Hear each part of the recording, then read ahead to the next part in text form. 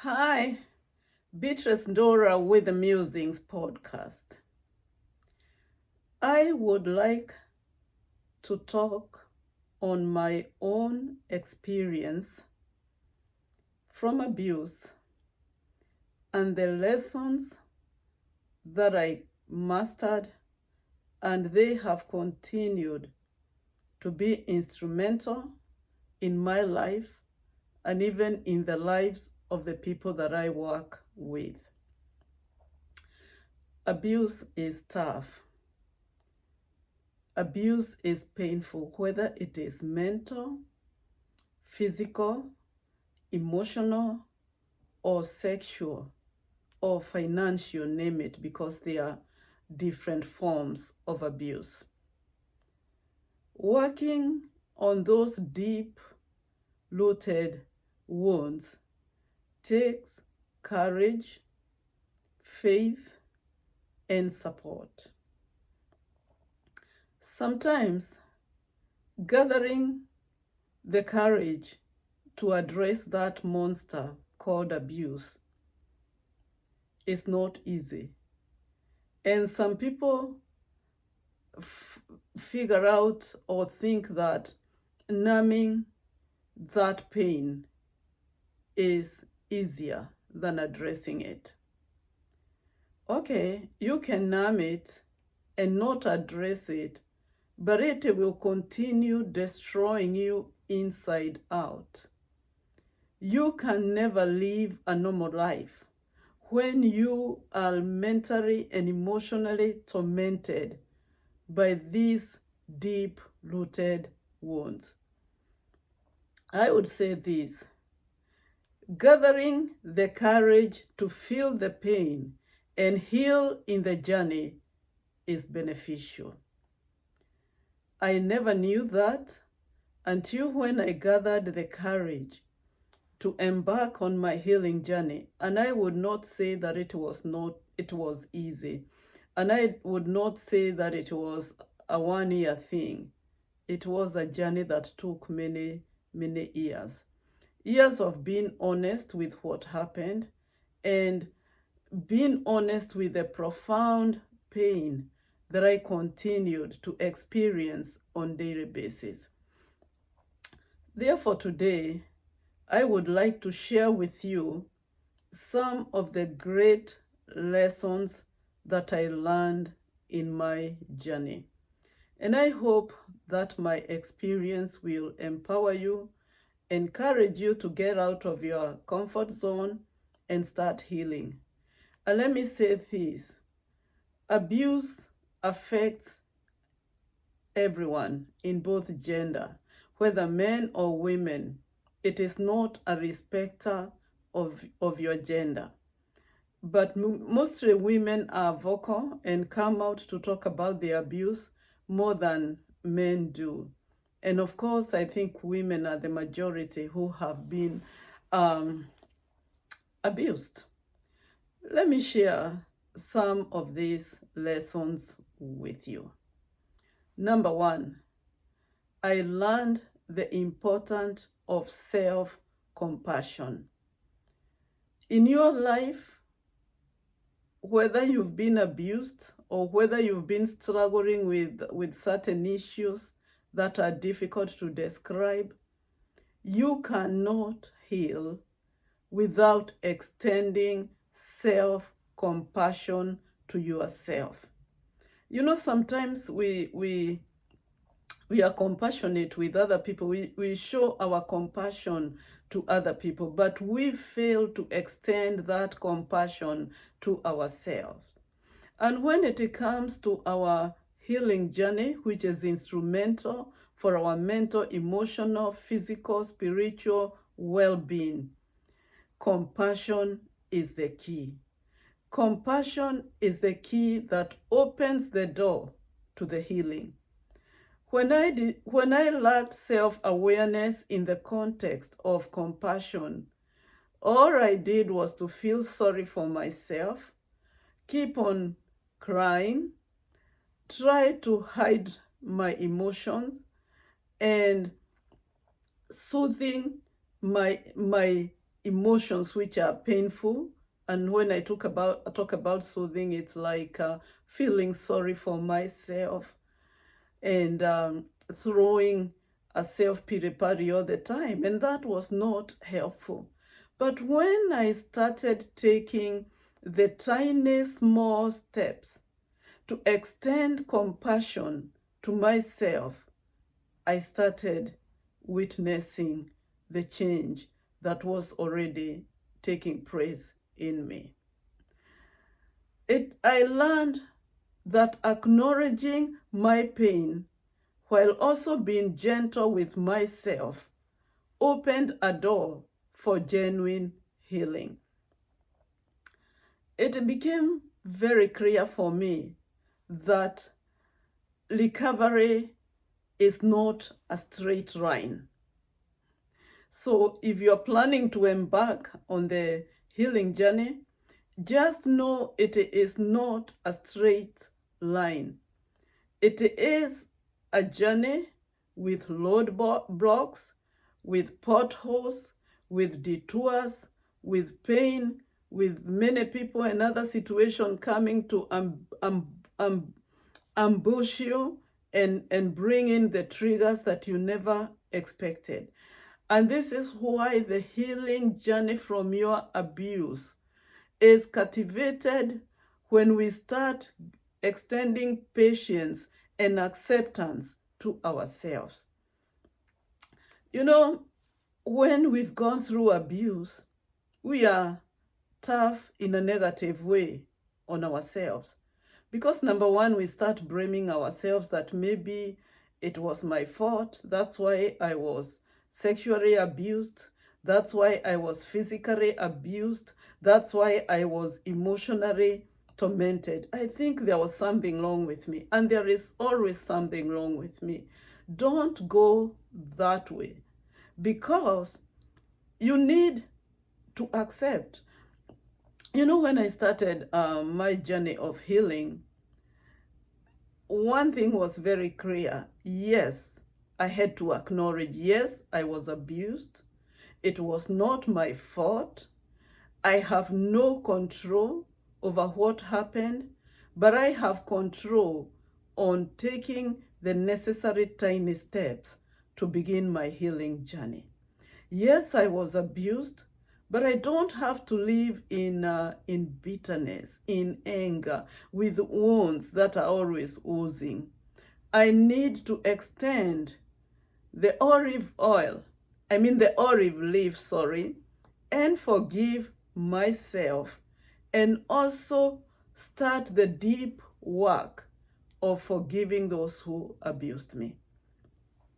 And of course, involving God in your healing journey. God in my life through prayer, through the scriptures, meditations, waiting upon Him, fasting was very, very helpful. But I also have to be careful here and say, some people escape into spirituality, and they spiritualize their deep wounds. When you spiritualize your wounds, you don't heal. The right spiritual way of healing is acknowledging your wounds, acknowledging your anger, your bitterness, your inability to forgive, your inability to trust. Those are heavyweight emotional stuff that you need to gather the courage and face them. Bring them truthfully to God in prayer or even in meditation. God, this is what I go through. Talk to Him. He knows it. But don't spiritualize it. Don't try to cover it. And so when you extend patience and acceptance, you are on the right path. The second thing that I learned is setting boundaries emerged as a critical lesson for me. Without setting boundaries, you will not be able to heal. Number one, I had to set boundaries with my own emotions, with my own feelings. And one of the first steps was to find ways to stop feeling sorry for myself. And I had to identify the feelings, the emotions that take me up and the ones that take me to the rock bottom. And I started nurturing the ones that were taking me up, lifting me out of that dark hole, instead of focusing on the negative ones that were pulling me down in that dark hole that was so difficult to climb out. But I cried unto God when I was climbing up, just like David cried unto God when he was in that deep hole. It is possible to climb out of that hole and start your healing journey. Understanding what acceptance is in relationships helped me to reclaim my voice and foster connections. Because when we've been so abused, terrorized, people view us negatively, we lose that spark that helps us to connect with people. And sometimes we live our lives like we are hiding. We live in isolation, or we become people pleasers so that we do not provoke them to react negatively and terrorize us. Therefore, that concept of boundaries is very, very important. And the other thing is, do not continue letting people disrespect you. Because when you start having boundaries, it is a way of reclaiming your voice that you lost. Your voice that was taken away by the shame of being abused, the pain, the feelings of worthlessness, the low self-esteem. But when you start respecting yourself, when you start setting the boundaries and start interacting with others in a safe environment, you will see the change. I learned one thing, that when we go through this intense pain, through the different forms of abuse we could have gone through, there is an inner strength that starts forming slowly by slowly in us. But we have to identify it because it is tiny. We have to start nurturing it. And the more we nurture it, the more confidence we start becoming.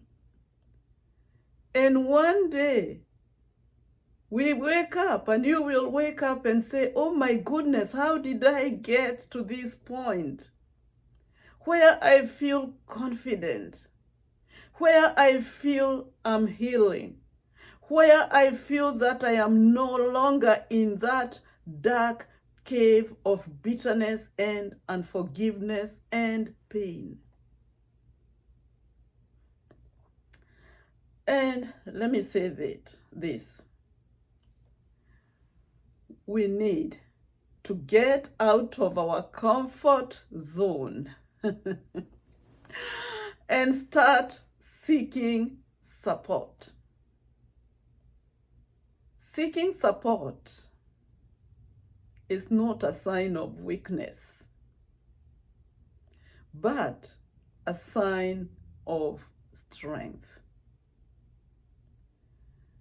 We should walk away from shame. Because what holds us back from seeking help, it is shame.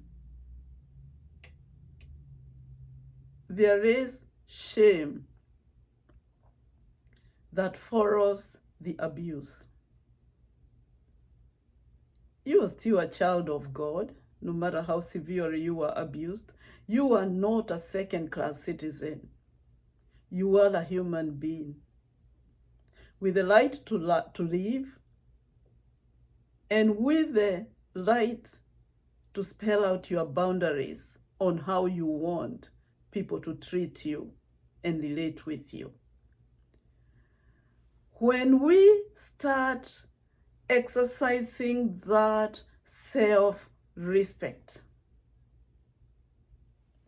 our courage starts to shine. Our self-esteem starts to go up. And instead of being victims of our circumstances, we start rising up as masters over our circumstances. We get into the driver's seat of our lives, and we start driving our lives, not letting people do it. We start changing our narrative. Yes, I was abused. It was not my fault. However, I have a responsibility to control how I want the trajectory of my life to go. I have a right to know the people that I want to bring in my inner space and be my companions in this healing journey. Start building those safe interactions. You know, the other thing I believe we need to stop, it is talking about our pain to everybody we encounter. You know, sometimes there are some people who talk nonstop about their pain, about their everything, about their negativity. And you know, the more you spill that out in a way that is not healthy, you are not healing yourself. And the people that you are spilling every venom on, they see you as the problem, they see you as a negative person, and they see hopelessness in you. So help is very, very important, and I encourage everyone to seek it. But choose the people you can trust with your information. People who will not judge you. People who will not spread your information out there. People who will be able to maintain confidentiality. Yes, we hurt through the hands of people, and we heal through the hands of people. We need others. And again, let me repeat this. Seeking support is not a sign of weakness. Don't forget that. Whether it is through therapy, support groups, or trusted friends, sharing my experiences was instrumental in my healing process. But I started sharing my experiences when I knew it was the right time. And this is what it did. It reinforced the idea that vulnerability can lead into empowerment. Yes, vulnerability can lead into empowerment.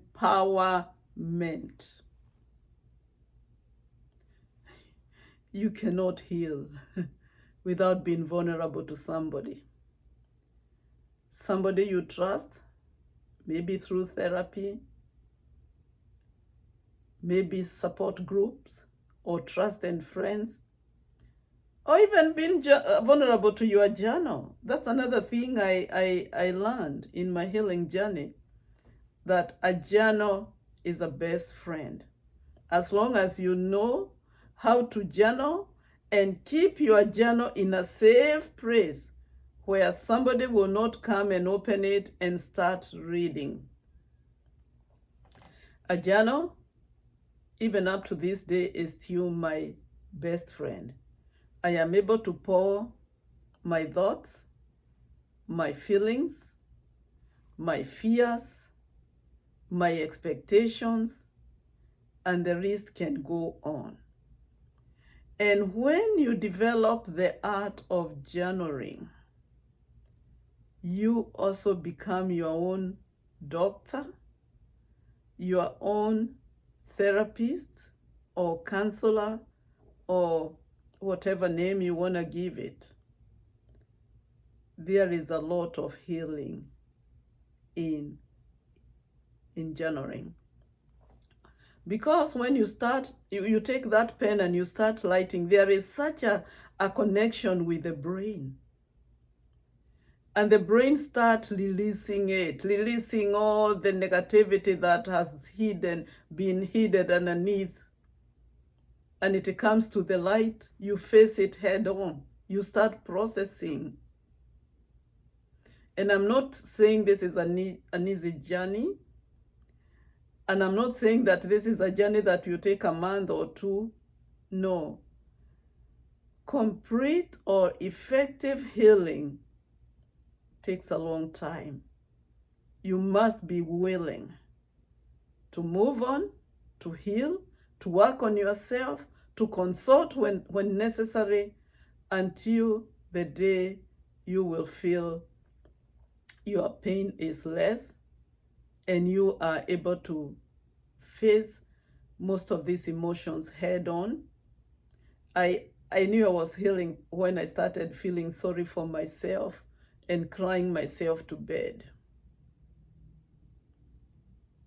And walking in anger. Anger was my middle name. When you are violated, you cannot go smiling because anger takes hold of you. And I would like to say this. I discovered the significance of purpose in my healing. That is when I started coming up with questions like, what is my purpose in life? And what has been hindered by this toxic, heavyweight, difficult emotions? And let me say this, because you don't heal just to have those feel-good healing. You heal so that you can have a purpose. My purpose as a professional counselor and as a mental health coach is to help other people. And the reason why I chose to graduate school and do my master's in mental health was so that I can learn about my healing and about my struggles more deeply. And so that I can also be of help to other people. And this is what I believe. No experience is wasted. Whether it is good or whether it is bad, no experience is wasted. Both negative and positive experiences that we go through in life, they are important. I learned the importance of transforming my pain into passion,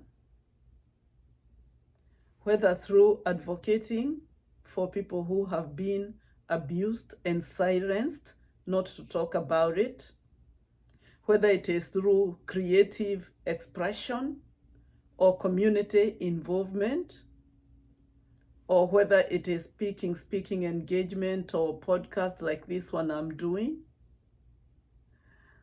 And it has provided me with a meaning and a direction in life. I am so passionate about addressing this. Addressing issues to do with mental health, emotional health, spiritual health.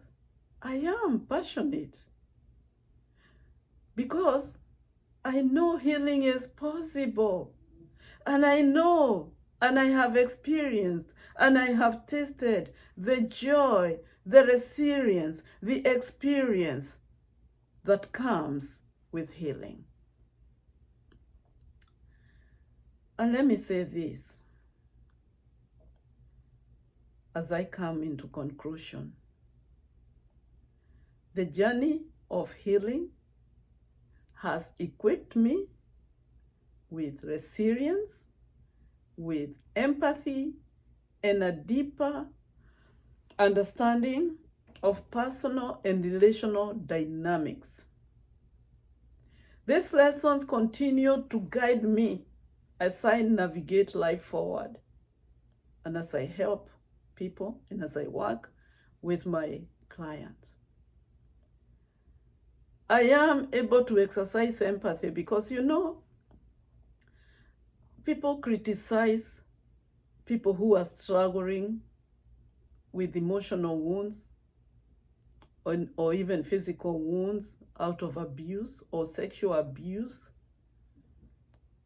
Some people will paint those people who have been sexually abused like they were immoral, they were loose. Please stop it. Don't do it. And one time I had a woman trying to advocate for a woman who was so severely abused by the husband. And she was talking to mutual friends to see how they can help. And one person raised the voice and said, "Why do we need to help her? Has she been disobedient to her husband?" Oh, that did not sit right with me. Because even if she is disobedient, it does not qualify you to abuse her, to terrorize her, to kill her dignity, and to punch holes into their self-esteem. Let us exercise empathy. There is a lot of pain, and even I can go on and even talk about abuses even in our churches. But we don't want to talk about it. I am praying that you will gather the courage to start working on your abuse-related wounds. Maybe you are so discouraged, and I'm talking to you whether you are a woman or a man. Don't give up. There is hope. We start the journey when we recognize, when we admit that we were abused or we continue to be in an abusive relationship where we fear it has affected our mental health, maybe depression, anxiety, fear, and the list can go on.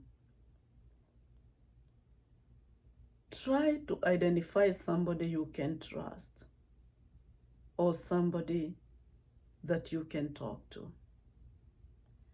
Start journaling your feelings, your pain, and keep that journal in a safe place. But most importantly, reach out to somebody who can help you. reach out for professional help. You are important. The world needs you. And you will have a great contribution to make in this world. I'm talking to you because I know how it feels through my own journey. Remember, we can do all things through Christ who helps us. Remember, the Word of God is therapeutic, and prayer is therapeutic. And as you choose to spend time with God, in His Word, in prayer, in godly companies, you will start gathering the strength, the courage to fight for your life. And you will be able to reclaim your dignity. You will walk with your head high, and you will be able to unleash your full potential. Don't give up.